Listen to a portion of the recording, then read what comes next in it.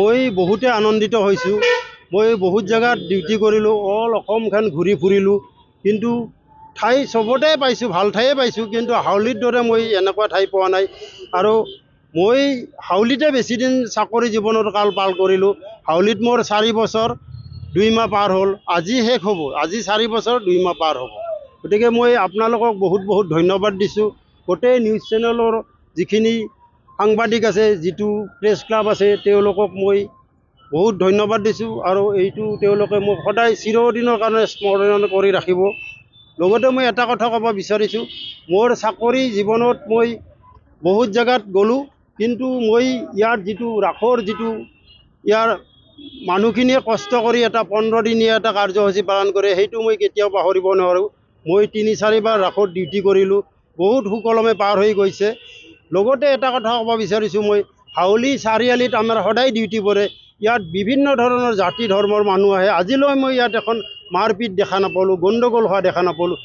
আৰু কিবা এটা হ'লেই গোটেই মানুহখিনি আহি সৰু এটা পিলপিলি এটা বা বাইক এখন এক্সিডেণ্ট হ'লেও, সৰুকৈ হ'লেও মানুহখিনি আহি কয়, খুৰা বা ছাৰ আপুনি চাওক আমি আছোঁ, এইখিনি কৈ তেওঁলোকে বহুত সহায় কৰে। লগতে মই কৈছোঁ, মোৰ চাকৰি কাল মোৰ হ'ল 1987 3 মাৰ্চত মই জইন কৰিছোঁ। সেইদিনাৰ এটা মোৰ স্মৰণীয় দিন। সেইদিনা মই খুব ফূৰ্তিত চাকৰিত ওলাই আহিছিলোঁ। আৰু আজি মোৰ 2025 চনৰ 30 জুন আজি মোৰ শেষ বিদায়। গতিকে আপোনালোকে যিখিনি কৰিছে এইখিনিতে মই বহুত আনন্দিত, বহুত সুখী হৈছোঁ।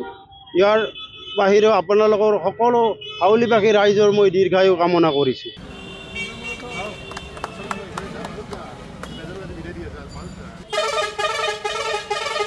মই বহুতে আনন্দিত হৈছোঁ।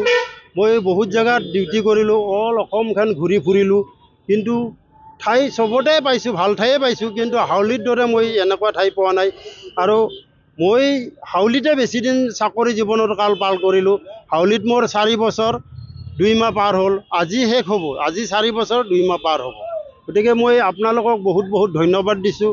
গোটেই নিউজ চেনেলৰ যিখিনি সাংবাদিক আছে, যিটো প্ৰেছ ক্লাব আছে, তেওঁলোকক মই বহুত ধন্যবাদ দিছোঁ। আৰু এইটো তেওঁলোকে মোক সদায় চিৰদিনৰ কাৰণে স্মৰণ কৰি ৰাখিব। লগতে মই এটা কথা ক'ব বিচাৰিছোঁ, মোৰ চাকৰি জীৱনত মই বহুত জেগাত গ'লোঁ, কিন্তু মই ইয়াৰ ৰাসৰ ইয়াৰ মানুহখিনিয়ে কষ্ট কৰি এটা 15 দিনীয়া এটা কাৰ্যসূচী পালন কৰে, সেইটো মই কেতিয়াও পাহৰিব নোৱাৰোঁ। মই 3-4 বাৰ ৰাসত ডিউটি কৰিলোঁ, বহুত সুকলমে পাৰ হৈ গৈছে। লগতে এটা কথা ক'ব বিচাৰিছোঁ, মই হাউলি চাৰিআলিত আমাৰ সদায় ডিউটি পৰে। ইয়াত বিভিন্ন ধৰণৰ জাতি ধৰ্মৰ মানুহ আহে। আজিলৈ মই ইয়াত এখন মাৰপিট দেখা নাপালোঁ, গণ্ডগোল হোৱা দেখা নাপালোঁ।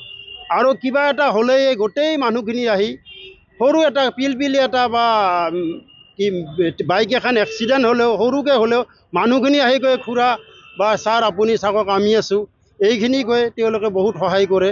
লগতে মই কৈছোঁ, মোৰ চাকৰি কাল মোৰ হ'ল 1987 3 মাৰ্চত মই জইন কৰিছোঁ। সেইদিনাৰ এটা মোৰ স্মৰণীয় দিন। সেইদিনা মই খুব ফূৰ্তিত চাকৰিত ওলাই আহিছিলোঁ। আৰু আজি মোৰ 2025 চনৰ 30 জুন আজি মোৰ শেষ বিদায়। গতিকে আপোনালোকে যিখিনি কৰিছে এইখিনিতে মই বহুত আনন্দিত, বহুত সুখী হৈছোঁ। ইয়াৰ বাহিৰেও আপোনালোকৰ সকলো হাউলিবাসী ৰাইজৰ মই দীৰ্ঘায়ু কামনা কৰিছোঁ।